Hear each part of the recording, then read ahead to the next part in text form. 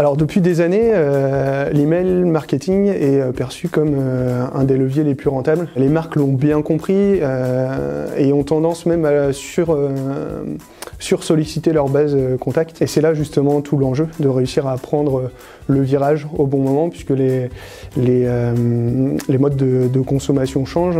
Les internautes utilisent de plus en plus leur mobile, consultent leur mail un peu tout le temps. Et aujourd'hui, l'internaute est noyé sous les offres et l'annonceur doit faire face à toutes ces concurrences et réussir du coup à prendre le dessus. En emailing, on va plus, avant même de parler de conversion, l'objectif c'est de réussir à être lu justement quand on envoie un message. Certaines marques sont aujourd'hui assez matures pour mener ce type de réflexion et l'objectif du coup c'est d'essayer de réfléchir à la manière dont on peut capter l'attention d'un internaute qui reçoit une multitude de messages par jour pour réussir à passer devant la concurrence en quelque sorte. Et c'est là justement que le marketing automation peut intervenir. Le marketing automation, c'est un moyen technique qui permet en fait d'automatiser une partie des actions marketing, une partie où l'ensemble des actions marketing qui peuvent être menées sur différents leviers et notamment sur l'emailing qui est une des briques principales de ce type de dispositif. Le marketing automation va permettre en fait de personnaliser le message qui est envoyé au contact et de lui envoyer le bon message au bon moment et d'avoir surtout un message qui est pertinent en fonction de là où se situe le contact dans son parcours décisionnel. Est-ce qu'il est plus ou moins proche de la conversion et c'est là qu'on va pouvoir pousser un message différent et adapté. Les avantages de mettre en place une stratégie de marketing automation commencent justement par l'amélioration de la prise de parole auprès des contacts. On va adresser du coup un contenu qui va être personnalisé à l'internaute et l'internaute va se sentir valorisé auprès de la marque. Donc c'est déjà une bonne chose. On peut aussi parler de l'avantage qui est lié à l'image de marque puisqu'on va permettre d'améliorer cette image de marque auprès des clients. L'objectif va être vraiment de nourrir le contact en contenu et de l'emmener progressivement à la conversion.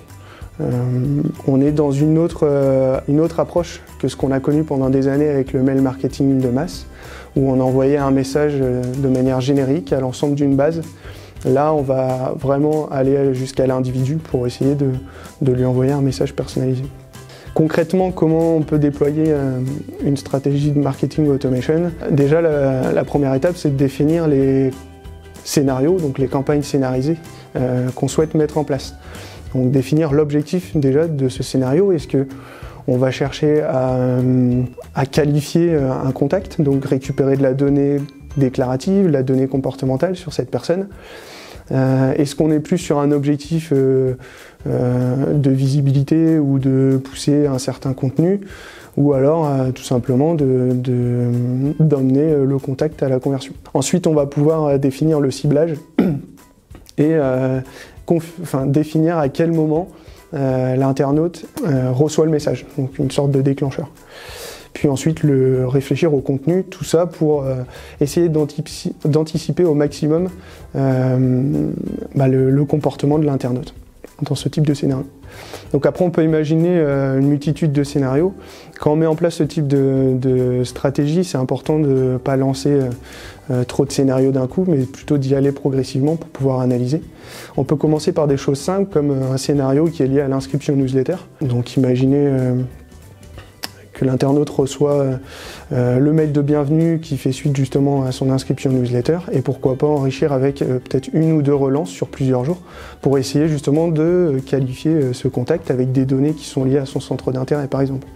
Ça peut être déjà un premier axe. Ou alors d'autres scénarios comme l'abandon de panier, donc là on va faire de la relance auprès des contacts qui rentrent dans le tunnel de commande et qui abandonnent à un certain moment. Ça peut être l'occasion de les relancer aussi. Donc voilà, c'est plusieurs types de scénarios qui peuvent être déployés assez facilement et par la suite partir sur des choses un peu plus élaborées, un peu plus avancées, qui sont liées pourquoi pas à des données comportementales comme les données de navigation.